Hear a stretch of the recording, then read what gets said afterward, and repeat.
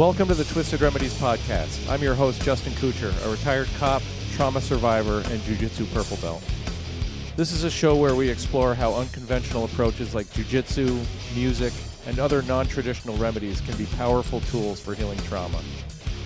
We'll dive deep into conversations emphasizing the profound benefits for first responders, veterans, and all frontline workers, offering insights and stories of resilience. Join us as we uncover the twisted paths to recovery and well-being. And thanks for listening.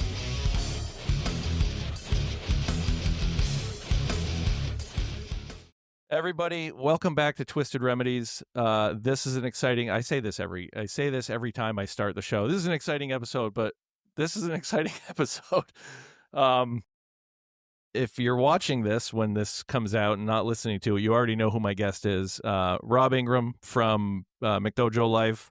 And essentially, if you train jiu-jitsu, you have likely seen one of Rob's videos. If not his face, you've seen some of his content. Last glance, I saw that he has 718,000 Instagram followers and 163-ish YouTube. That's impressive. Rob is here on the show. Rob is a purple belt in Brazilian Jiu-Jitsu, third-degree black belt in karate, a black belt in Lisa Judo. Did I say that right? Close enough. Good enough for city work, man. All right. He's obviously the guy behind McDojo Life. If you don't know what that is, it basically is promoting legitimacy, exposing frauds, fakes, predators, just kind of calling all of that stuff out. He's the vice president of Academy Safe, which is a martial arts registry. We're going to get into talking about all of this stuff. He's helping with FightCon Expo, which is a combat sports expo. I believe that's coming up in Utah, right? Sir, yeah, Salt Lake City. Yeah. A lot of moments, you know? Yes, I was actually stationed out there for like 6 months back in that's cool, man. the mid-90s. The beer is different because it can't be over a certain percentage. It's very strange, but yeah, man, I guess that is different, especially if you're like in a super religious area, you know? Yeah. And then, so like all of that stuff wasn't enough. Rob is also the author of basically a book about him, Senseis, Bars, and Scars. I don't have a hard copy because it's on my Kindle to hold up and be like, go buy the book. But go buy the book. I think I'm like 40% of the way through this thing.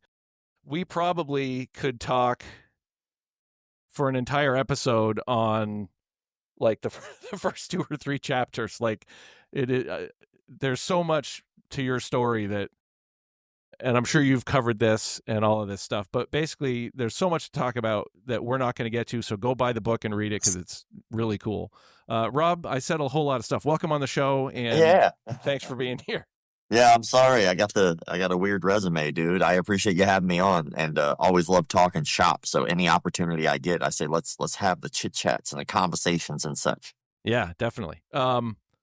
So you mentioned in the book about kind of the path into. I always ask everybody that trains, like, what's your path into martial arts? Yours really kind of started with, you were bullied as a kid.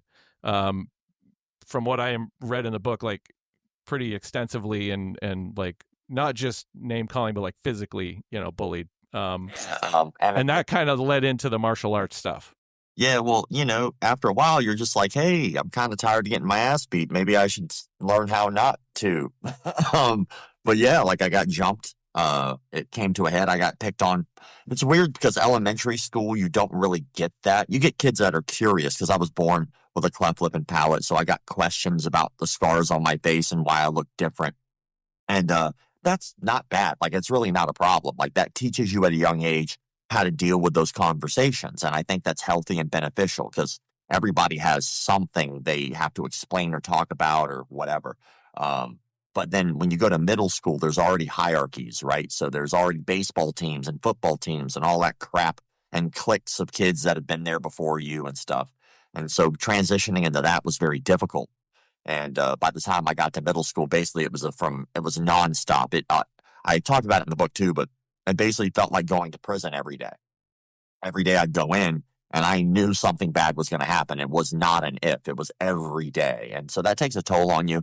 And it wound up coming to a head when I was in 8th grade. I got jumped. I was 11 years old at the time. And I got beaten for about 5 minutes. Got stabbed. I still have a little piece of pencil lead marking on my finger from when a kid tried to stab me in the face and I went to go block it. And getting stabbed sucks, kids. Yeah, not fun. But yeah, two teachers stood there, watched the entire thing. And then my best friend at the time, the only friend I had, he wound up being late to that class. Thanks for being late, Dick. You could have been on time. Maybe you could have jumped in and helped. I don't know. But he was late. So he winds up picking me up and he walks me to the nurse's office, hands me a card. He says, "You need this." It's the only thing we actually said to each other. And then it was a free trial martial arts card. I handed it to my mom when I got home and I was like, I really want to do this. And that was my birthday present the next month or so later, was a paid in full contract for karate. And I never stopped since. I think it's worth mentioning that, and you outline again. I'm gonna go back and tell people to get the book and read it several times throughout this interview, I'm sure. But yeah, man. But like a testament to your mom in this whole thing, because she supported that and encouraged you to go do that, and Mike and Master Lee and all she was like, if you're with those guys, you're good, which is super cool. But then things take there's the accident in the ring and all the fire and stuff, and a lot of moms I think would have been like, okay, this is dangerous, you're not doing that, and your mom stayed the course and was like, see Yeah, this through. it was a weird thing. One thing that was really important to me, I have a lot of stories over the years that I've gathered from just being in the martial arts industry, and that part of my life from the time I started roughly until I left that karate school was a very impactful time in my life. There was a lot of things that happened that stood out and kind of made me who I am, I think, in a lot of ways. And I learned a lot from my instructors about what to do, but I damn sure learned a lot about what not to do, which is just as valuable in my opinion. You watch other people make mistakes and you learn from their mistakes and you go, you know what? You might not have taught me, but I damn sure learned. And that's something that I found valuable. And I think even though those things happened, the thing about Lee and Mike, my first instructors, who have now since both passed away, rest in peace, is that Lee was a dreamer and he was very much a person who was very passionate when he taught. So when he taught martial arts, he was the most charismatic instructor. And now I've been all over the world and I've taught and learned martial arts from a lot of different people. And he still is probably my top 3, if not the best instructor I ever had because of how he taught, right? So I learned a lot about how to be charismatic on the mat and how to teach and how to make people excited about what you're excited about. But he was also a dude who had a hard time staying the course. Right. And so he would always have all these big ideas about how he was going to make it. And this is going to be the next thing. And he'd be passionate about it for a very small amount of time. And when it would first fail, rather than being like, that's just a bump in the road, that was just it. And it was like, it didn't work, move on. So I guess the little that creativity comes out. But Mike was a dick. Mike was like a bipolar guy. He was just not a very friendly person. To people outside of knowing him, he was very charismatic and people really liked him. He was a handsome Samoan dude. So he was like in shape, thick, handsome man. And he used that a lot.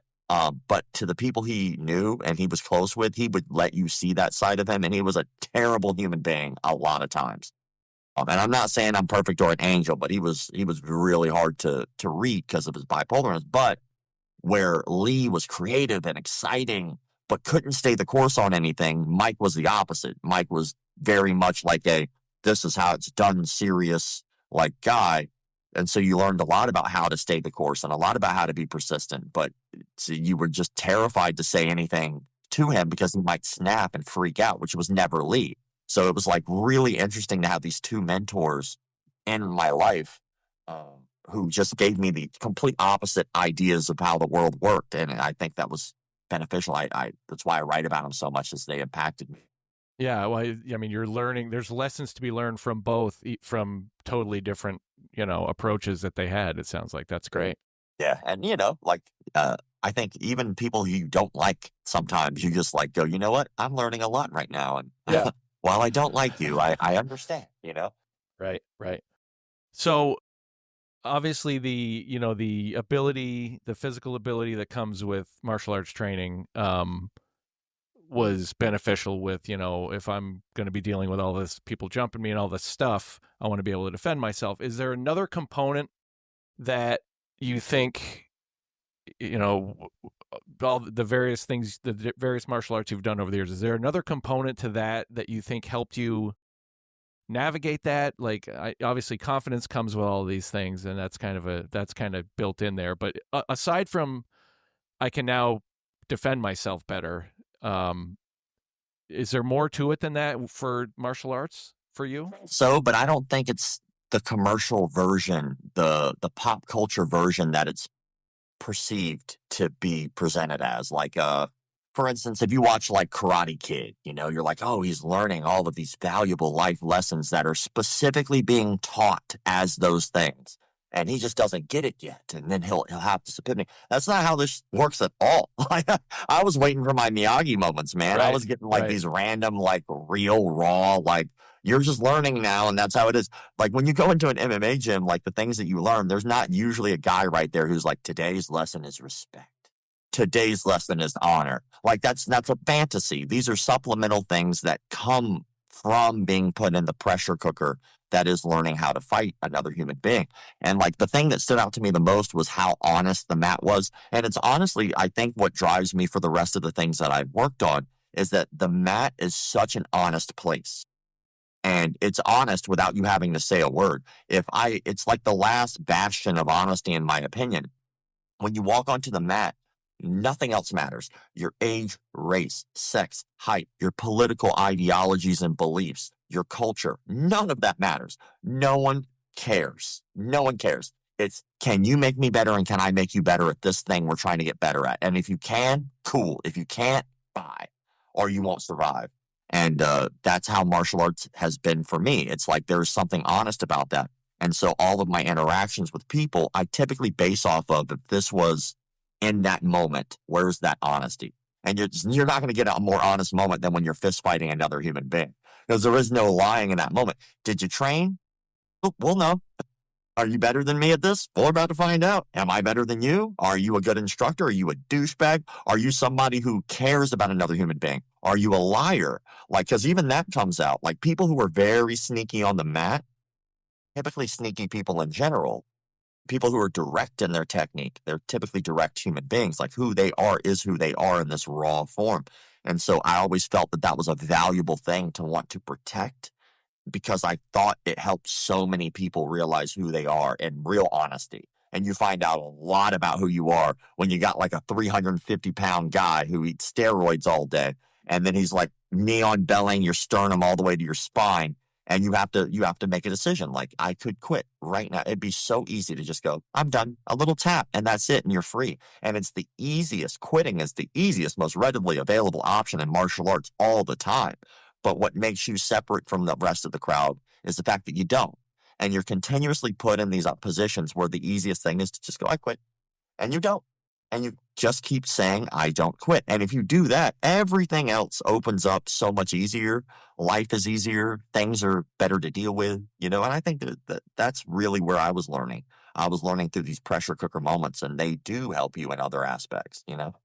Yeah, it's funny. One of the black belts I train with I've heard him say several times, like who somebody really is comes out on the mat. Like if you haven't got your ego in check, that comes out on the mat. If are too meek, that will come out on them. Like it's all built in there. And I think you said pressure cooker. It really is. It's like you either hang in there or you don't, and that all of that just builds. The hanging in there part definitely builds resilience in so many other facets of life. And for me, that was one of the, like, I started all of this late in life. My kind of backstory is I was 20 plus years into law enforcement, hadn't done anything for my mental health really, and it caught up with me.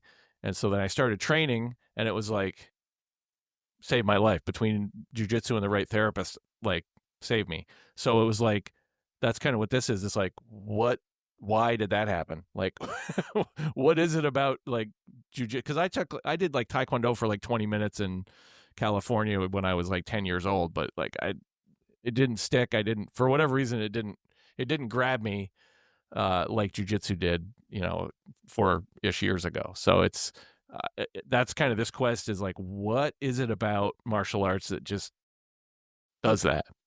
So And also because it's an individual sport, what they call an individual sport, it's not like yes, it's not a team sport. Like I'm not tag teaming somebody and like, all right, hold on, my partner Gordon Ryan, get on in there, fuck him up for me. Like right, yeah, doesn't work that way, but but it does create this atmosphere of like you're in a perpetual state of learning.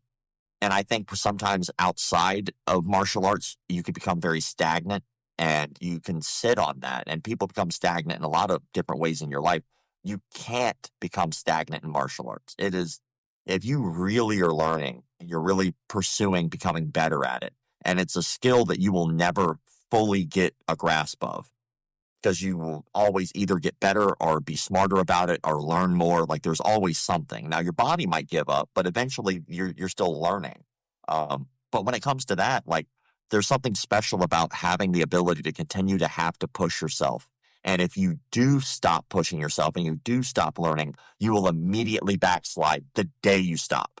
And there's not too many things that are like that. There's not too many things that put you in check quite like that. And I think that it just makes us better people because we don't look at a challenge the same way because we're facing an impossible task, which is to perfect something that you cannot perfect, that inevitably you will actually get worse at the longer you do. Because once you hit 60, you think you're like, now I'm competing with 20-year-olds and I'm Pai Mei. No, that's a fantasy. Like your body will give out. So you have to find more ways to love it and you have to find more ways it benefits you.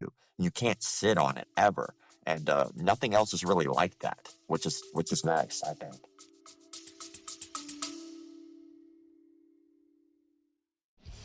before we dive back in, a quick request. If you're enjoying Twisted Remedies, please subscribe to the show. It's the best way to stay updated. A like or positive review on your podcast app helps us immensely, and don't forget to follow us on social media for more. Thanks for listening. Now back to the conversation.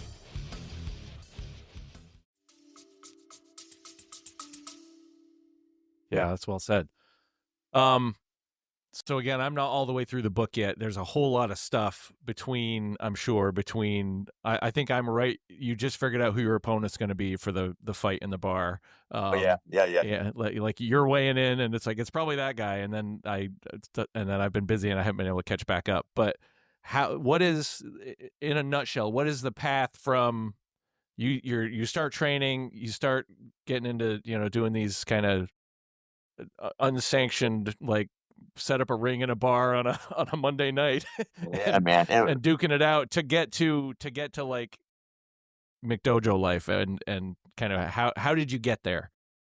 I mean, a lot of getting the hell beat out of me, I guess. Like, I mean, it's what I've heard referred to as failing upwards. Like I just working on something and knowing that it's okay if you fail and accepting failure is okay over a long period of time. Like that's another, we were talking about martial arts is like what the supplementary things are that you get out of it. What else do you get other than just learning how to hurt people with your hands efficiently? And that's one of them. Like if you just stick around anything longer than everybody else, eventually you're the guy in charge. Like it's a fact. So like if you like in jiu-jitsu, depending on your jiu-jitsu academy, typically you line up off a belt order. So if you're like in a line, black belts are over here, white belts are over here, and it's just like a respect thing. You earn your way up the ranks, right? Not everybody does that, but in more traditional gi, that usually is how it goes. So like if you just stay there, just keep showing up. Eventually, the people who quit, well, now I get to move up. Now I get to move up. Now I get to move up. And you could still literally be a white belt, a one-stripe white belt, and you could still be the front of the line eventually if everyone else quits around you. Does that mean that you are better than them? No, it just means you're more persistent. And at least at that point, you're still learning that you are now more persistent than the people around you. And that's beneficial for yourself and your ego. So like when it came to McDojo Life stuff, it was just a lot of that. Like I just loved martial arts and I still absolutely love it. There was a time, probably for about a year or two, where I did not because of McDojo Life. But you were talking about mental health. There's only so many rape cases you can see in the martial arts industry before you go, is this really a good thing for people? Are we really doing better? Like, you see people doing things and they all try to justify being right. And you're like, well, does this really help our ego? Like, are we really students of the game if none of us collectively can agree on what something like a black belt means? Like, we can't. No one can agree with the definition of what a black belt is, but we can all point our fingers and make fun and laugh at people we feel are not black belts to us for our reasons. And most of us are just wrong. We're just wrong. And like, I think that failing over and over and over again, but just sticking with it really kind of helped to lead me to having a career doing it. And I don't think that would have ever happened had I not had those baseline lessons of something as simple as lining up in belt order. Just stay with it. That's it. That's all you got to do. And if you keep echoing that in your head, you'll get to where you want to be. And maybe it's by default, but who gives a shit? You got there. I'm still here. Like, yeah, but you were the only one who showed up for the tournament. Still got first. Right. Tell me I'm wrong. Right. Yeah. Well, I think it was Chris Howder that said something like, I'm not better than everybody. I've just been here longer. Something like, yeah. So it's like, I've heard several instructors say stuff like, just keep showing up. And there really is truth to that, because, like you said, if everybody else leaves, you're still there. So I will also preface this, because I hear this often. It's like, you need to show up when you don't want to. You need to show up when you're tired. Like, bullshit. No, you don't. Like, what if Beethoven showed up to karate class instead of piano lessons? Like, would you have this amazing composer? No, sometimes you just do the thing that makes you happy. Like, and if it makes you happy not to show up, fucking don't. Like, I like, why? Because some dude who only does jujitsu, especially who's like maybe in his 20s and just realized that what paying taxes is, and has no day job and has no other responsibilities other than jujitsu, is telling you this motivational quote to show up no matter what. Fuck him. He doesn't know life. Like, okay, I'll do it because you say so. No, I'll do what I want to do. And like, if I think the more valuable lesson there, in just my opinion, and I could be wrong and other people can tell me I'm wrong, if you don't want to show up, don't show up. And if the urge not to show up continuously outweighs the urge to show up, this isn't what you should be doing. Like, go pursue the thing that makes you happy. You can have a heart attack and a stroke right now and die and be like, man, I really didn't want to show up today. I really didn't want to. And then before you get to the punchline of I feel better, you have a heart attack and die. Like, why did you show up? You could have been playing Xbox, brother. Like, did you want to learn like something? But so I think that if you find the value in it and you love it, do it. But the moment you don't, it's okay to take the breath. It's okay to leave the moment and just be like, do I really love this thing? Because if you don't do it. Do the thing that makes you happy. See, that's wild, because as you're saying all that, I am guilty, because I'm guilty of that, because I'm the guy who's like, jiu-jitsu saved my life. So everybody has to, like, you have to go do this because it's going to help you. So I'm guilty. Like, show up. But you're right. If it's not for you, it's not for you. That's definitely a thing. Yeah, it is. It's but okay. I do catch myself being like, no, why aren't these people at class? Like, damn it, and getting angry that they're not here. But that's a good perspective that I'm going to try to store that somewhere in my head. I mean, I think it's good for us to want to encourage, but there's a difference between being encouraging and being condescending. And when we encourage people, we're wanting them to benefit them. We know, we see the value, right? But if they don't see the value, how beneficial is it? If you just keep showing up, which is fine. Like, if you want that and it brings you joy, like more than it doesn't, then yeah, like those days you should fight through that. But if it's more you don't want to show up than you do, then go do the thing that makes you happy. Like, who decided in this grand universal scheme that the only way to be successful is to constantly do shit we hate? Like, who was that guy? Who was that asshole? Like, you should do this, I tell you, because I see it all the time, and it's really something that's, I see the value in the statement, but I also see the harm. And you see these parents on the sideline, and the sideline parents are in every gym, and they look at the kid and they go, do this, do that. And you go, well, what about you? What are you doing here, brother? Like, you aren't training, and yet you're trying to sideline coach your kid who's 3, who just got done crapping his pants like 3 months ago, and that was a victory. He's not picking his nose. He's not picking anyone else's nose. And he's sitting there doing the best he can for the 5 minutes of attention span he has before he freaks out and wants sugar. And then you decide that you're going to scream at him about the technicalities of an omoplata. Like, why are you doing, like, is this because you feel you have failed someone? Like, when I look at these sideline parents, like, do you feel you failed? And so you like, oh, you're going to do it for me. Like, how about you get your lazy bitch ass into the class, and if you want to learn the omoplata and you want to push somebody and you want to become better, show by example. And if not, shut up. Like, sit there, pay the tuition, and let your kid figure out what they want to do with their life. You ever watch Shogun's Assassin? Have, but not. No, not enough to. No. There's a beautiful moment at the beginning of that movie where the Shogun is being explained by the narrator, and the Shogun is there, and he has a child, and the child's like a baby, right? It's crawling around being stupid and being a baby, right? And so he takes a sword and he stabs it in the tatami, and he takes a little soccer ball and he puts it over to the left. He goes, I will let the child decide, right? And the kid is fucking around. He's like, oh, chooses the sword. He's like, all right, that was your decision. Like, what happened to that parenting? Like, what do you want to do? You want to try it? All right, cool. You don't want to do that? All right, cool. Like, like, why do you have to? And you will find the thing through that trial and error that you're passionate about. And that thing you're passionate about is what you're going to be good at. No one watches season 3, episode 4 of a show that sucks ass in the pilot episode. You're not like, this show sucks ass. I can't wait to watch 5 more seasons of this. Like, you're not going to show up to the thing you don't like. So when people teach boring classes and they're going, our students just don't care. Like, why are you blaming the student? Like, don't you think maybe you should just like not suck at teaching and maybe more they'll show up more? Like, people show up for the thing they enjoy. Make them enjoy it instead of like, you have to. I don't know. There's my rant. Sorry. No, that's good. I mean, that's a good point.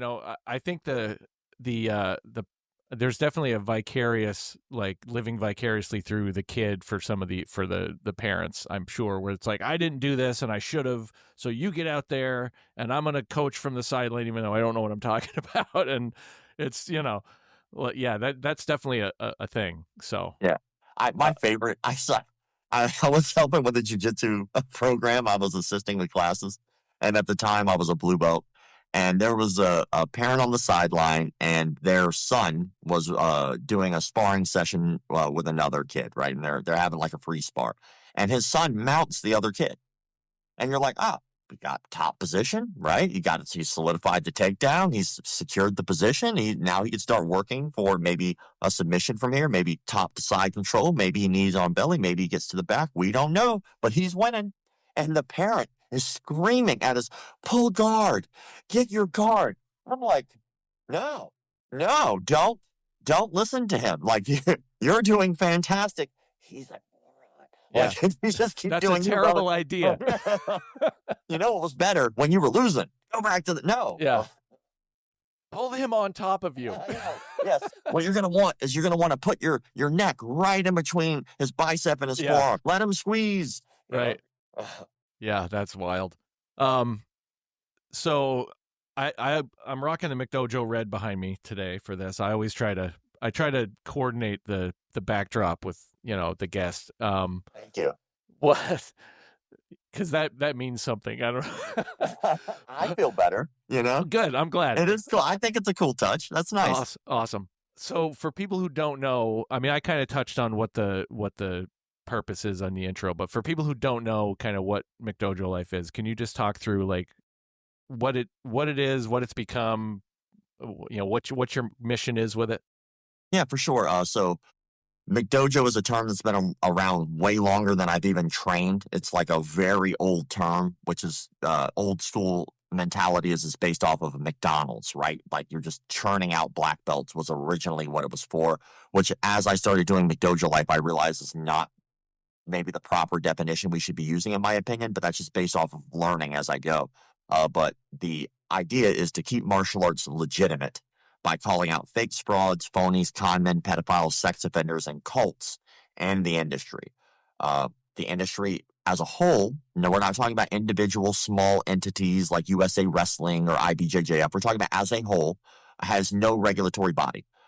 There is no requirement at all in the United States, at least, to have any sort of credentials or accreditations to start a martial arts studio. You don't even need to know martial arts to start a martial arts studio, ironically enough. And because of that, there are a lot of people who are using it as a way to take advantage, harm, utilize it for their own personal self-gain, or create a cult.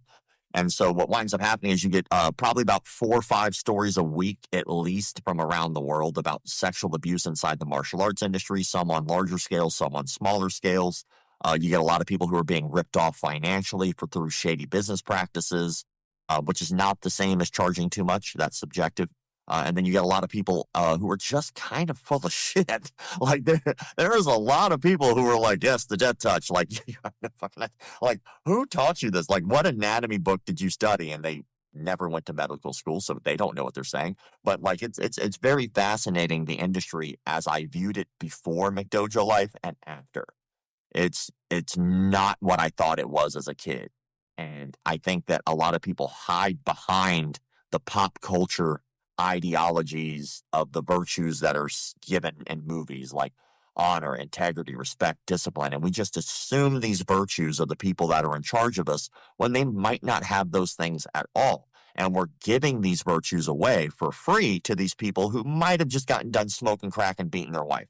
We don't know. And so I think that maybe we should ask better questions. And I think maybe we should educate ourselves about the other side that's not so good, so we can be a safer industry and really protect ourselves, our loved ones, or possibly your kids, that kind of thing.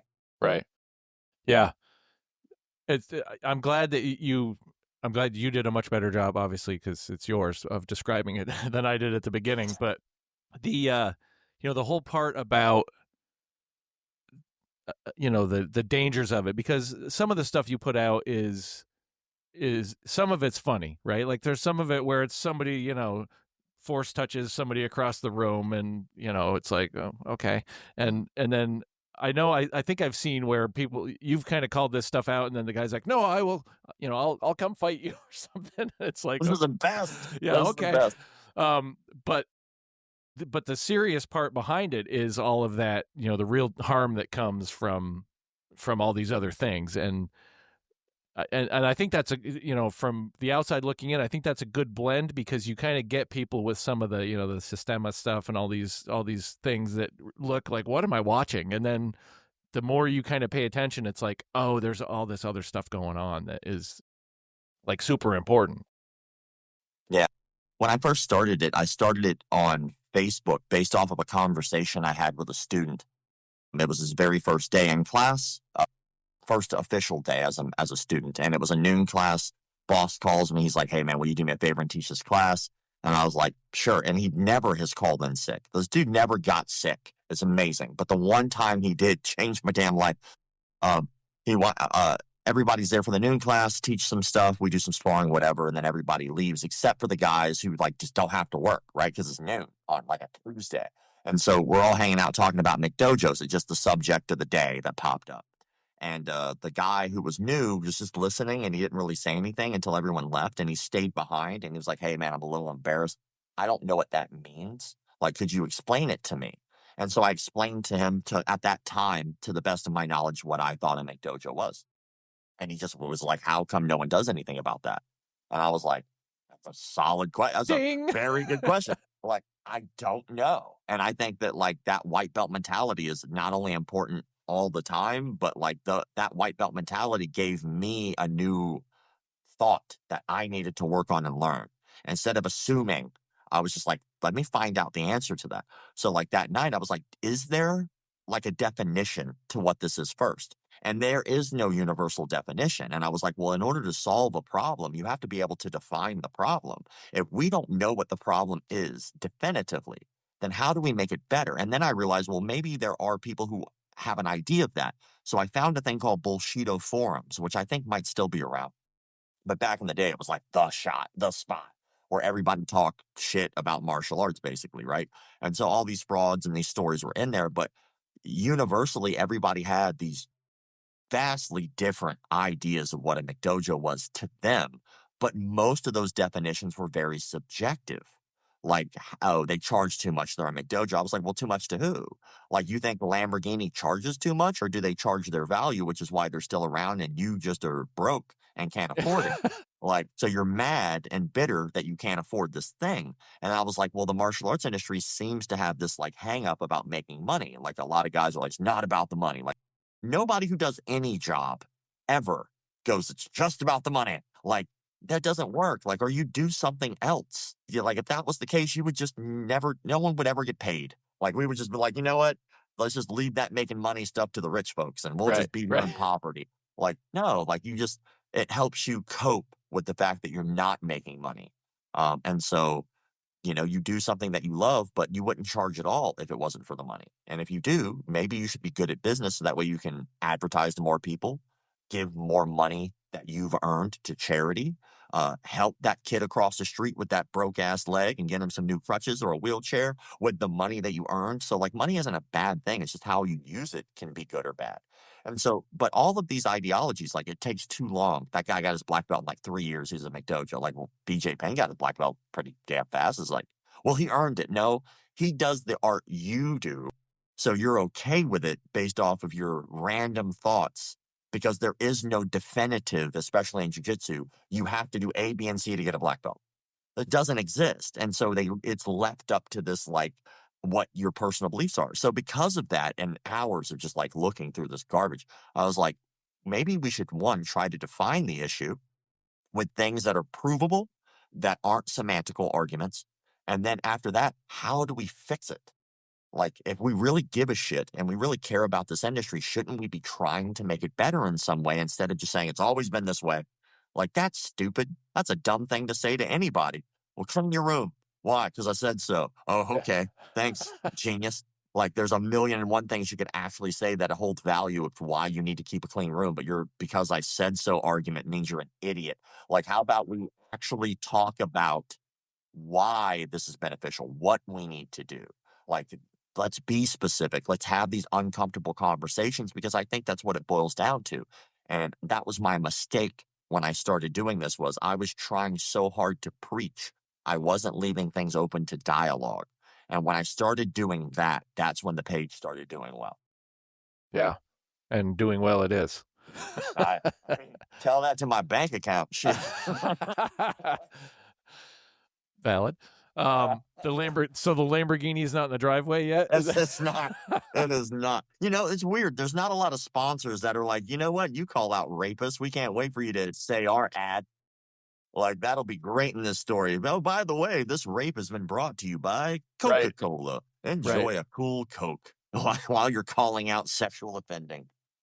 Makes sense. So you're also doing you got the McDojo hat on, you've got the Academy Safe shirt on.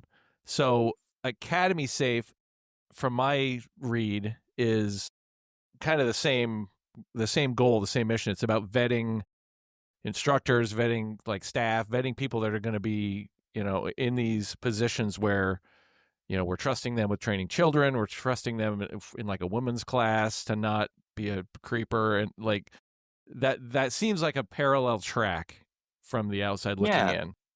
For sure. I keep telling people that I hope Academy Safe puts McDojo Life out of business because, like, McDojo Life calls out the issues that have happened. Like, it's these bold-faced, this is what's happened, these are the issues, these are the facts, and I try to stick to that as best I can. I have my own opinions, but I try to make sure if I do that, I state them as my opinions. But when it comes to Academy Safe, it got started by a guy named Milton. Milton runs a Jiu-Jitsu Dummies podcast. And I've been on his show a few times. And one day he just calls me and he was like, I have an idea for something. I want to hear your thought if it's a good idea. And he starts kind of explaining like an accreditation system for martial arts studios since we don't have any regulatory bodies. And my fear has always been that since there are so many legal issues that keep coming up in our industry, that eventually the government will step in and over-regulate, which is scary because they've already done that with things like New York's diaphragm bill. I think South Carolina one time tried to pass, like, if you're a martial arts owner, that you had to actually have a teaching degree. There's things there that, like, it could be scary to people who in an industry where you're getting punched in the face, and you're good at that. You're efficient at violence. I'm not saying you're a violent person. You're just efficient at it. That these regulatory bodies might really damage the industry in some way, especially when the government steps in and it's like, you should do all of these things. By the way, here's another 200 pages of fat on this bill. Yeah. Well, Like, because they're good at running everything they put their hands in, it's clearly. going so well. I mean, yeah, we're not in national. What's the debt right now? Is that Yeah. is it going up or down? Because I'm pretty sure it just always has gone up. Yeah. But I digress. Like with the thing, it's like kind of scary. But you look at something like, I think it's called the NMPAA, which was like the thing that developed when they were trying to basically start censoring music and movies. And this third party stepped in before the government started to really regulate and crack down, or during that time. And it came to a head, and they were like, how about we just rate things? Like, this is rated R, this is PG-13, or this is E for everybody. How about we just rate these things so that way people know what they're about to get into? And rather than us saying you cannot watch or listen, we leave it up to the adults to make that decision as an adult. And It's mind wild, blowing. right? But like, look at back in the 90s, we were so close to that being an issue. Like, that's weird, right? But like, I feel like if we don't start stepping up our game as an industry that has no regulatory bodies, none. If you go to get a haircut at a barbershop, a salon, they have a license to do that, to cut your hair. But like, here we are, like, yeah, if I just hold this for like another 3 seconds, he's definitely going to die. And you're like, oh, no, you don't need to be regulated for that. Like, not at all. Oh, by the way, here's a bunch of kids, right? All the parents just left, and it's just me with a bunch of these little kids. And like, maybe a parent shows up super late, so I'm going to be here by myself with this child. You know what? Don't worry about any licensing. So like, people in our industry, I don't think understand the gravity of that. And we don't have any regulatory bodies, and I'm not saying we do. And like, even Academy Safe is not a regulatory body. We're not regulating anything. Our job is to put the people on a pedestal who are going above and beyond. So since you don't need to do anything to start a martial arts academy, we're saying if you do these things, background check, CPR, first aid certification, safe sport, concussion training, cameras, verified lineage, etc. If you do these things, we'll tell the public you did these things. And maybe if we can get the paradigm shift, then maybe we can make the world a little bit better than when we found it, which is the consumer average, what we would call leads in the martial arts industry, comes into your studio for the first time. The only question they really know to ask, if they're not educated, is how much does it cost? It's the number one question. That is not as important as, are you background checked? Like, it's only $1 a month. That's awesome. By the way, this guy rapes kids. What?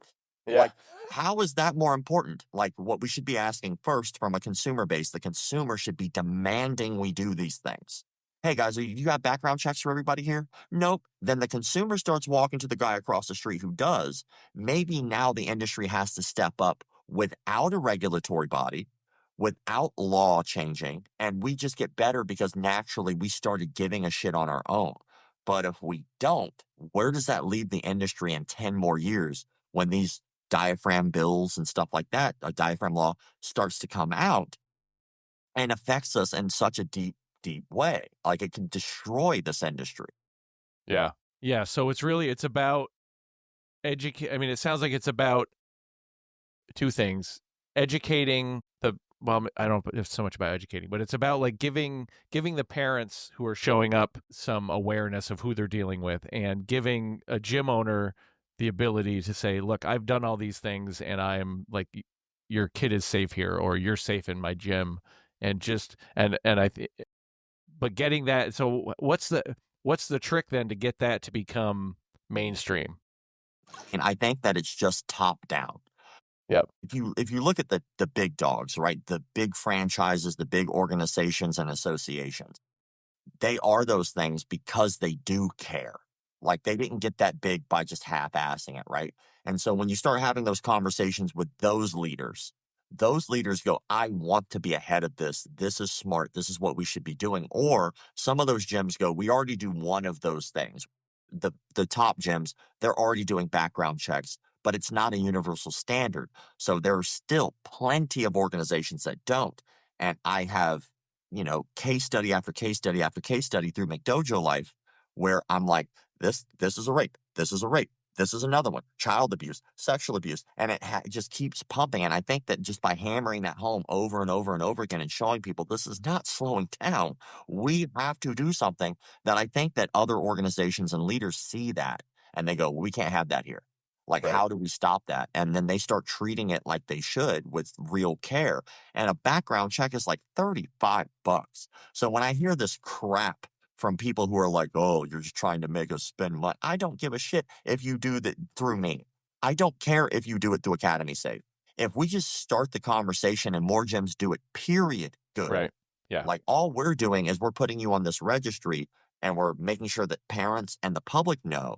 And then what we've also done is, because of Black Belt Digital Marketing, we've teamed up and now we have that registry. So that way, when people are on Academy Save, business owners now actually get shot to higher standings in Google. So like, it really helps them as well. So if they're like, oh, it costs us $35. Yeah, but what if we just got you like 4 more leads that signed up?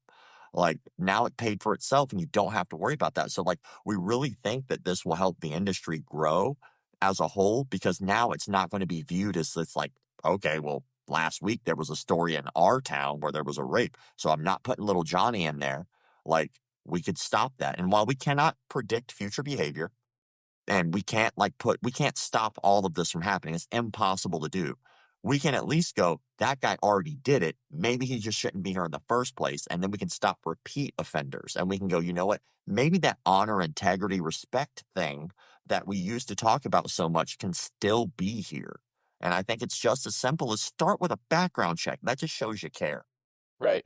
Yeah, well, and don't like you said, don't assume that the virtues are there just because somebody's got kanji on the wall, or because they've got whatever the case. Like, that looks great, but it may not be everything it seems. And when you walk through the door, for sure. Yeah, I mean, if we're going for a service, right, I don't expect my plumber to be like, oh, he has honor and integrity. Like, you don't expect that, right? You wouldn't expect that. But like, we have this weird LARPing mentality in martial arts. And again, I know that it might sound like I'm roasting martial arts in general, but I'm not. I'm roasting certain things that maybe we should look at a little deeper and from an honest lens outside of our bubble. And we LARP a lot. We are live action role playing a lot. Like, that's Master Steve. Right. Master Steve, who doesn't run a martial arts academy full time. He's an accountant. And we go, Master Steve. But then he's just Steve at the office.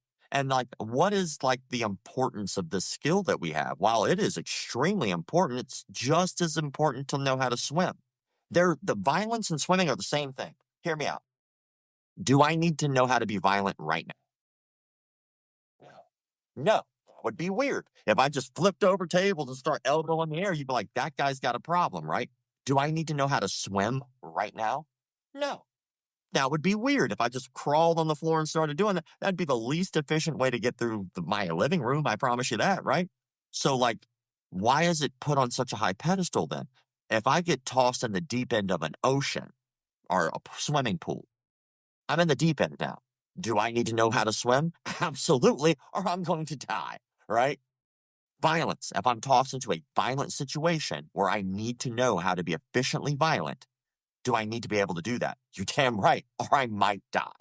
And so, like, they're just as important, but they're just as equally not important in most of your life. It's the extras that you get from it, the supplementary stuff that's important, the honor and integrity and respect. So if we take all of that out, it is now only useful just like swimming is useful, right? And no one ever uses those analogies when you're talking about reality of life. You're never at a board meeting and been like, all right, who knows how to swim? All right, we got to listen to this guy. This guy knows what he's talking about. He's But why? It prepared. doesn't apply. Or like, all right, here we are. Me, head of R&D, vice president, head of sales, right? We're all sitting here having this meeting about how to improve our company, our multi-million-dollar organization. And here comes Steve, the janitor. And we're like, hold on. Steve could beat the shit out of all of us. Let's see what he has to say. Like, it's only important when it's important. And it does hold a lot of weight because, yes, these are situations in which you might die if you don't know these things. But other than that, we're pretending. We're making this shit up. We're like, oh, we give you respect because you have a higher belt. No, I give you respect because you earn it. I give two shits less if it's black, white, purple, or yellow. Are you cool? Are you nice? Then you get the respect. If not, I don't care. Like, you could be Grandmaster, whoever. Don't be a douche. That's probably going to be the tag for the Okay. episode. Don't be a douche. Like, Oh, that's it's great. a low bar, I think. That's awesome. So yeah, so that's funny. You said you kind of hope Academy Safe puts McDojo out of business, and I love the sentiment behind that because it means you have nothing to report about, and that obviously it's that would be an awesome time for all of this. Would love that. Yeah. I would love that. It'd be great if I didn't open up my laptop, which is how I get most of my news stories, right? People ask me, where do you get these clips, right? Where do you get them? And it really comes threefold, right? The news is just as simple as and anybody could do this. It wasn't hard to figure it out and type in a martial art. Even you can just say the word martial arts arrested. Just type it into Google. Plenty of stories that happened within today, I promise you, right? Most of them sexual assault. Karate arrested. Oh, there's more. Completely different stories, right? All over the world, these things are happening. And then lineage, of course, because lineage always tells you, like, this guy learned from this guy. This guy clearly believes what this guy had to say. This guy's crazy as shit. So now this is the new crazy. And so I need to pay attention to him and who's going to be under him and so on. But, and then, of course, I get people who send me stuff often. So. And do you get sent? You must get sent a lot of stuff. Yes, Jesus Christ. I like that. I love that it's like a thing. I do. I love that it's a thing. I love that. And I try, and anybody, by the way, can test this out, but I try to answer everyone who sends me a message. I'm not saying I can, and I'm not saying it doesn't take me forever to get back to you, but I get sent so many things. Like, I'll get sent, like, Taekwondo. Someone will just send me a video of Taekwondo, and I'm like, that's what that looks like. That's Taekwondo. I don't know what you want me to do with this. But it's bullshit. I'm like, no, it's just, that's the art. That's Taekwondo. Like, context, like, situation dictates technique. Like, if I'm at a debate and I punch you in the face, probably wasn't the right technique to use. We were supposed to be talking. I assaulted you. That's illegal. But, like, when people are looking at martial arts, in their mind, we've created some kind of an odd culture. And again, it goes back to the LARPing thing of reality doesn't apply to us. Like, it needs to always be effective for the street. No, it doesn't. That's the stupidest shit I've ever heard in my life. It does not always need to be effective in the street. And they're like, it's called martial arts. Yeah, but you forget about the arts part, the part that got you started in this. Like, I'll give you an example of why this shit irritates me. So, when I started in sport karate. So my competition started with point fighting, right? And everybody makes fun of point fighting. And then they forget that Michael Venom Page crushed Cyborg's skull with point fighting. Everybody forgets, like, Stephen Wonderboy Thompson was knocking dudes out with lead leg kicks. And I think still won his last fight, but that's just me. Everybody forgets about Sage Northcutt's, like, reign of terror when he first started before he got put up too high, too fast, too soon. Raymond Daniels and how he was wrecking house. People forget, or Conor McGregor using the wide stance point fighting method when he knocked out Jose Aldo by keeping distance and space. Like, people forget that there's a lot of value there, right? And so they'll trigger word make fun of karate, which, by the way, GSP is a Kyokushin karate black belt and Bas Rutten's Kyokushin black belt. And look up, Google how many Taekwondo black belts were UFC champions. So, like, people love to knee-jerk reaction, pigeonhole, and gatekeep. Anyway, people in sport karate used to make fun of people who did kata. Kata was the biggest joke, right? And they are looking at them based off of what they want out of this, not what that other person is looking to get out of this. So it's easy to say that person can't fight. Maybe they can't. I could care less. If a used car salesman walks up to me and he gets me a good discount on my car, I'm not like, that guy can't fight. I don't care. That's not what he's trying to do. He's trying to sell cars and he's good at it. Sold me, here, we're good. Or like a helicopter pilot, he can't fight. Well, I don't care. As long as I'm in it and it still lands and takes off safely, who cares? But in martial arts, like, we'll look at these people and we'll down them. And, like, that's not, I think, healthy, right? Because they're not doing it because of why you do it, so they're not as worthy as you. Like, and you're not the best on the planet because that doesn't exist in this game. Like, there's always somebody who will be better than you, and eventually you will age out of being efficient at fighting. You're not going to be 90 years old and being like crushing people with rear naked chokes. You're going to be on dialysis, right? Taking kidney medication. So, like, at karate tournaments, they would make fun of these kata people. And I look at kata as punching and kicking a technique in the air. Well, isn't shadow boxing punching and kicking technique in the air? But shadow boxing is okay because you're punching and kicking the way you punch and kick, not how they punch and kick, right? But then the irony hits. Those fighters wash out quicker than the kata people. You're getting the shit beat out of you. You're not doing it for entertainment. You're doing it for effectiveness. You're taking the blows to the head. You're getting the knee injuries. You're getting hurt, right? And then eventually, maybe 35 around there, everything just starts to go downhill, and most likely your fighting career is over, usually about 35 to 40. Sometimes even before then, right? If you're lucky, you get that far. And even if you did do really well, that doesn't mean you were number one. That doesn't mean you were even elite level. You could have even been a pro, and still no one knows who the hell you are. Meanwhile, kata people are doing their punchies and kickies on stage, the screaming and the yelling, because they're doing it because they're trying to make sure that it's entertaining. It's an entertainment factor that goes into that. And I'm not saying so anybody traditional can bite my ass. I know that Kias are not just for that, right? But I'm saying they're entertaining with it. And so what do those guys do? They wind up going to places like the U.S. Open Sport Karate Tournaments or the NASCAs, right? And they'll go on stage. They'll become fantastic acrobatic kicking. It's beautiful weapons. It's beautiful. It looks great. But it don't work on the street. Who cares? Because they're not douchebags fighting on the street every goddamn day. Because they have sanity. So then they wind up going into Hollywood and they become stunt performers, and they wind up going to things like 8711 Stunt Studio, right? And they wind up becoming performers, and they wind up making the movies that inspire all of us to want to be better people, right? You think, what was Bruce Lee's pro fight record again? Oh, yeah. 0-0. He never had a pro fight. How about Michelangelo from the Ninja Turtles? Oh, yeah, he wasn't even real. Like, how about the Power Rangers, right? Oh, they were all pros? No, they weren't all pros, but they inspired you to want to start in the first place.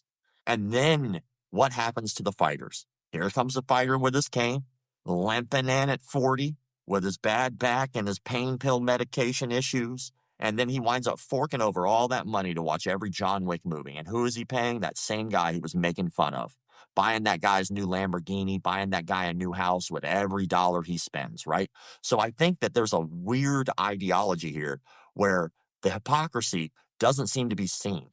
Like, Right. oh, that doesn't work on the street. How? Love that new John Wick movie. Right. Yeah. What are you talking about? You just made fun of this guy who was flipping and all that stuff, and then now he has a career that you're paying for. That's dumb. Like, it doesn't make any sense. That's wild. Yeah, I've never heard it explained that way, and that's gonna be processing for a while. I'm buffering right now. That's great. That's awesome. I want to be respectful of your time because we're running here, but I want to go back, and I wasn't sure about asking this question because I feel like it's assuming things. It's just That's not the question. That's the second episode that the seminar stack folks left me speechless, and you may have just done it too. So I want to go back to all the bullying stuff that you experienced and all like that. Obviously, that is a impactful moment or time in your life because it led to everything you have now, right? Like it led to martial arts. It led to it just put you on that path, I think is fair to say. Yeah, So, I mean, I'm making like an easy 3 figures a month doing this too. So I mean, right, but it's, I mean, you're well known. Like you were just telling me before we started recording, you've been all over the place in the last couple of weeks. Like you're traveling around, you're doing all this stuff, and I was thinking about this, like if not for the hardships that you faced, right? Like who knows what that path looks like, because that was the impetus for you starting martial arts. And absolutely, yeah. I'm curious, looking back, like how do you view those people that put you through that now with all of the perspective and experience you've gained in life? Like, do you look at them the same way? Has that been shaped by the like your time training, or your time being alive and experiencing things, or is it the same? I think probably in the moment, like not understanding was probably harder. Like why you get a lot of whys, like why are you doing this to me? Like, and I think that we don't understand a lot about our culture when we're younger. We don't like there's these weird things that happen, and sometimes we are our own worst enemy. So like how we present ourselves to the world, sometimes we don't understand that that will directly reflect how the world will present itself to us. And so when you are a nerdy, goofy kid, right? There are some really nerdy, goofy kids who are cool as shit. Right. Like you're like, yeah, like, I do that. Like, I used to love this show, Freaks and Geeks. You ever watch Freaks and Yeah. Geeks? Yeah. Love that show. And the younger groups, the younger kids that it would follow. One winds up being like a very famous actor now. He was on a ton of movies and shows. He was in Silicon Valley, and he was on, Tulsa King, and he's like a very famous actor, right? But in that group, those are like socially awkward, outcast nerds. But there's one nerd who's like kind of like this very like, yeah, I'm a nerd. It is what it is, like very cool nerd. And you're like, no one ever picks on that kid. Like no one bothers him. Right. Right. Why? Because he is secure, right? And I think I wasn't. And I think that looking back, that's a part of my growth and learning as a human being. Like I could have still been me, but it was because of how I was presenting myself to the world that the world was presenting itself back. And you never look at the jungle and go, yeah, that gazelle, yeah, like I feel bad for it. No, you don't. Like, you know why? Because the other gazelles who lived, they don't give a shit about that gazelle. Why? Because they presented themselves to the world differently. They didn't get eaten, right? And so I think that even though it might be a brutal way to look at it, I'm not saying that it was my fault, but I am saying it's a direct reflection of society and how society operates that happened. And how you present yourself is how it's going to come back to you. So when somebody has like a purple mohawk that's 30 feet long, and they go, why is everyone staring at me? Why the fuck do you think you got a 30-foot mohawk on your head? What are you talking about? At least be secure and go, you know what? Yeah, people are going to stare at me. That's cool. Hey, what's up? And no one will care. But like, we don't, as a kid, you don't get that. And so I think when I was younger, because I did not understand that, there were kids I hated. I hated them for what they were doing to me. And I did not realize that maybe there was some lessons there that I should have been paying attention to. Maybe I needed to present and hold myself. And I didn't learn that lesson until martial arts. When I first started, all I wanted to do was fight people. That was the whole goal. My very first day I was there, stayed for an extra hour practicing. Like I did not stop. I showed up an hour before after that, and I stayed an hour after, and I'd spar every chance I got. And my only goal was vengeance. I was like, I can't fight my way out of paper bag before this. I was like, I'm gonna get pretty goddamn good at this if I really work at it. And I'm getting you back. Like now I got an even playing field. I didn't realize that I already had the even playing field. It had nothing to do with that. It had to do with the confidence that I did not give myself.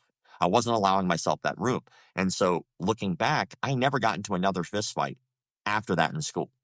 I wasn't telling people. I wasn't going around like I train now. Like I wasn't saying anything. But like something shifted. And I think it was how I was presenting myself to the world started presenting itself back in an equal way.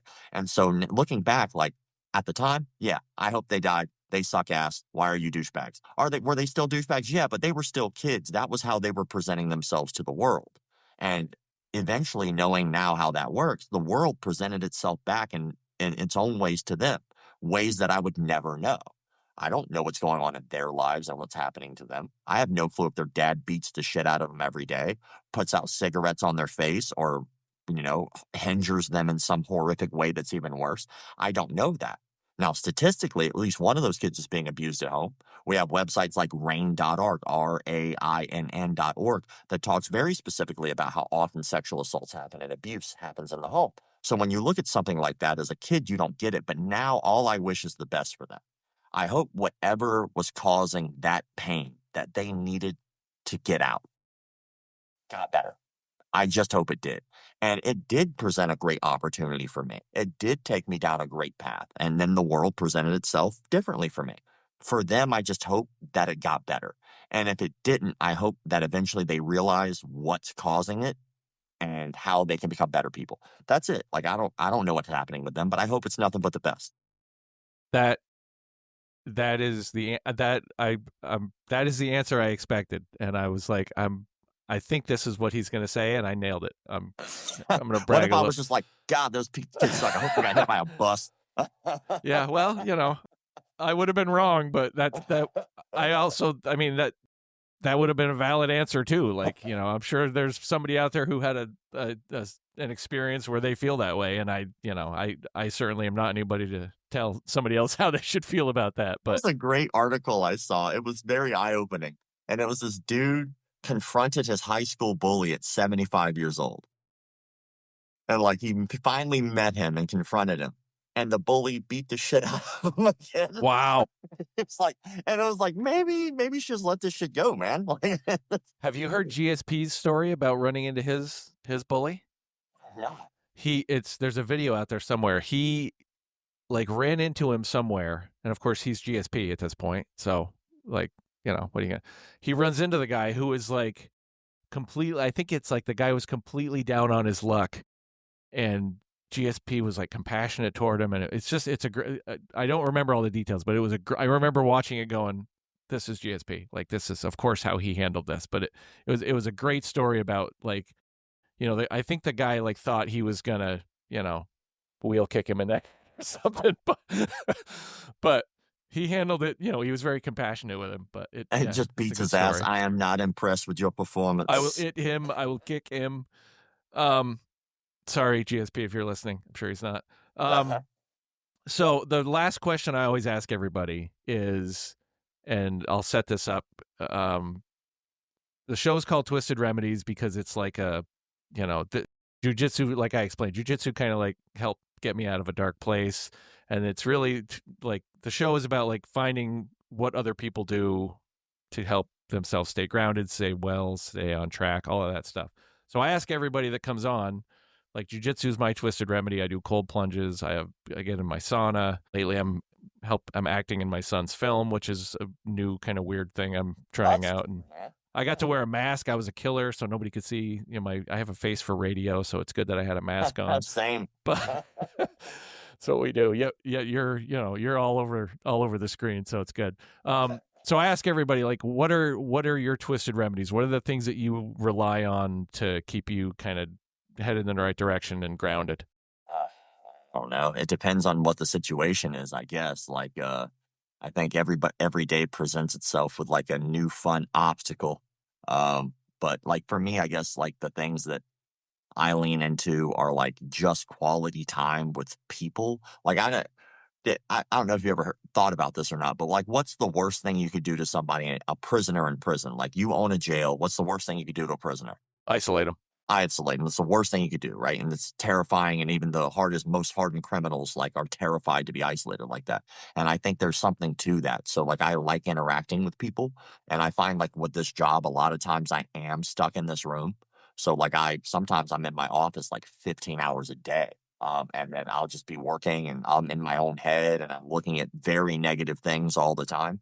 And so being out of this room at least once a day is very important to me. What the kids now say to go touch grass, like just get outside and move. And I've really enjoyed running lately. Like I really have liked it because it lets me get away. I'm unplugged. I can't mess around on my phone, right? I got my headphones in. I listen to music. And I'm really big about finding new music that I've never heard before. It's like a joy for me. So like the iTunes has like a discovery station that will only play you music you've never heard or you don't download. So I'm like, oh, like that's a new thing. So like I love putting that on. I'll run 2 miles and like I have my own goals. So like my goal has been not to be a fat bitch and like try to like get down there and back like faster. So like I have the same 2 miles I run and it's basically like I'm trying to beat that time. And so it's the effort that I have to put out. Can I go faster? Can I get there quicker? Like, can I do the 2 miles without stopping? Or like, if I do that, like, it's a fun, like, thing for me. And so like, that's like a little happy place for me. But other than that, it's, I got to get outside at least once a day and I need to go spend time with people. Like, I got to spend time with people, like in some way, shape or form. if the week has gone by and I haven't seen a person, like that weekend, I have to go do it. I have to go see the person. And like, I don't get to train nearly as much as I used to because I have like, like you got to deal with like this kind of crap, which is like cease and desist letters, deposition crap. You got to get what else? I got stacks of papers over here from like the different projects I got going on. I got I got case study after case study after case study of like rape victims, martial arts frauds. Like there's a backlog of those things, and I am the only guy that works here. So because of that, I have to do all of that, Right. and then still try to be able to make a dime doing this ethically without taking advantage of people. And it's like a lot of work. And Yeah. it's a rewarding job, and I think eventually it will pay off and it will do the things that I'd like it to do. But like, at this point, it's just because this is now ingrained in who I am. I have to make sure that I don't just put the blinders on to just be in this room because it'd be so easy to do. It'd be so easy to just like, okay, this is who I am now. And then grow my fingernails out 15 feet and then like only do hand sanitizer and grow a weird, I don't know, fucking chest hair thing. I don't know what fucking people do who are crazy isolated, but seeing people helps. Yeah, that's awesome. That one hasn't come up. That's a good one. I ask people this because I want somebody out there listening that's like, okay, well, maybe jujitsu's not for me, or I already do jujitsu, but like, what are other things? And it's like, oh, maybe I'll run or I'll be with other people more than I do. And that's cool to like just get other stuff out into the universe for people to hear. And like isolation can be this odd addiction that's bad for you. Like almost every addiction is bad for you, but you could be addicted to being isolated. Yeah. Like this is I don't have to deal with anyone. I don't have to answer any questions. And at first that sounds great until you realize you're talking to yourself at 3:00 in the morning and you can't sleep. You got to get out. You got to move. I did have a guest say that their twisted remedy is going like out into the wilderness by themselves. And it was actually a therapist that I had on, and I was like, that terrifies me because that is when I struggle the most when I'm alone, because the negative hamster just starts like, so it's like, I was fascinated with that. I'm like, that sounds terrifying to me that, like you're just going out there by yourself, but good. It's just, and not there's my just thing. like, there's so many different spices of life too. There's so many different people who have so many different stories that you've never heard, and the accents you've never heard, or phrases you've never heard. And like, why would we not want to hear what people have to say? I'm fascinated. People are fascinating as hell to me. I'm like, you find like one little quirk about this person, you're like, huh, that's a thing. And then like now that's a thing, Yeah, that's awesome. Well, I'm going to plug the book again.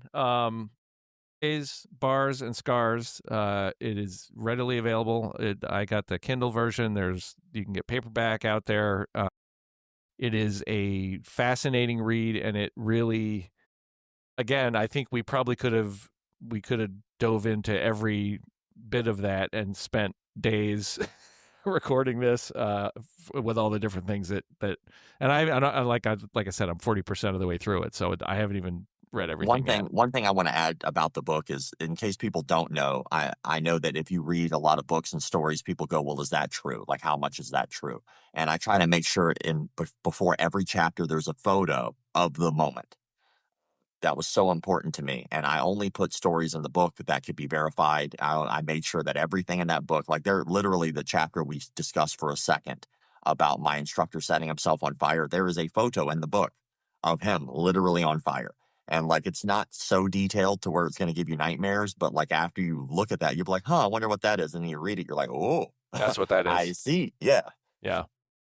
Yeah. It's a great read. So go check that out. Go check out McDojo Life if you haven't seen that, which if you're training, it's unlikely that it hasn't come across your algorithm somehow. Also, Academy Safe, go check it out if you're running a gym. Start doing stuff the right way. Keep everybody safe. Anything else you want to talk about that's coming up that you want to plug? This will probably air September, October-ish, I'm guessing. Okay. But yeah, for sure. Well, we've had some really good progress. I've been working on a documentary for about 5 years.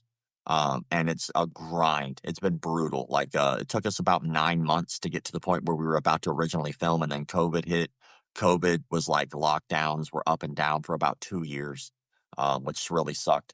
And then those acts of God, man, they really just stick it in. Then after the 2 years, then we're like, we get a company that was going to come on board to pay for the whole thing, but they wanted me to fire my entire team, and they wanted to have full business and creative control of the film. And I was like, I'm not doing any of that. So to make sure that no one could do that to my team, I made sure to give them part ownership of the intellectual property. So now no matter what paperwork, whatever happens, they own a piece of this. They will never be fired. Like, I will never let my people have like that happen to them. But that negotiation took a year for us to finally get to a no. Because when somebody's like, yeah, we'll give you $780,000, you're like, well, maybe we should talk. Right. Let's see where this goes. And we could not reach a compromise.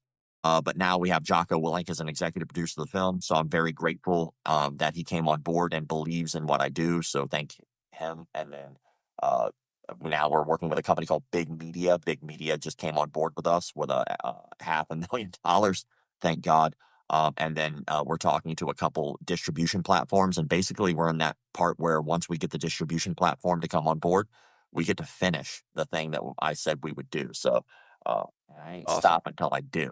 So it just is what it is. But we've been working on it for a long time. I try to mention it on every podcast I can because I know that there are people who did donate for the original crowdfunding. We have not stopped grinding on this ever.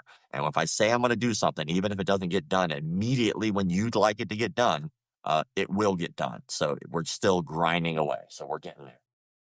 Awesome. Very cool. Well, this has been amazing. I just, for people listening, I have to tell you about this crazy moment that I got.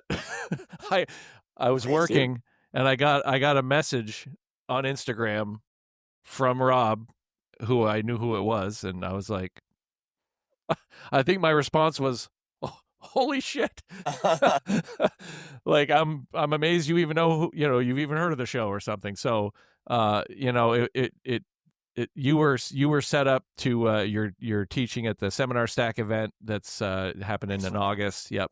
And then I guess you had seen some clips, and then you reached out, and it's like I got to them because of Rob Mago in Connecticut. So it's like this whole just things lining up, and as soon as you and I had messaged, I sent my professor a text. I was like, I think Rob's coming on the show. Like, that's just super cool. And I appreciate you coming on and reaching out. This has been great. And I think the awareness that you're getting out into the world and working on fixing is super honorable and cool. So I appreciate it, man. I love talking shop. I saw Seminar Stack was going to be on. I saw the clips and I got to watch that, and I thought that was great. And, I love any opportunity to be able to connect with people. And like, I always gave myself 2 rules. The only 2 rules I have for myself with McDojo Life. I'll do any show I've ever asked to be on ever. And like, if I see an opportunity to be on one, I'm going to go ahead and just be like, hey, can I? Like, let's talk. And then, I'd answer every message I ever got. And so those 2 things I'm sticking to. And like, I appreciate the opportunity that you give me to be able to talk about McDojo Life and all these things that I'm working on, because it's your show. Like, I appreciate you. Like, thank you for allowing me to be on here. You could be like, this fucking guy, go kick rock, son. But I appreciate it. So thank you.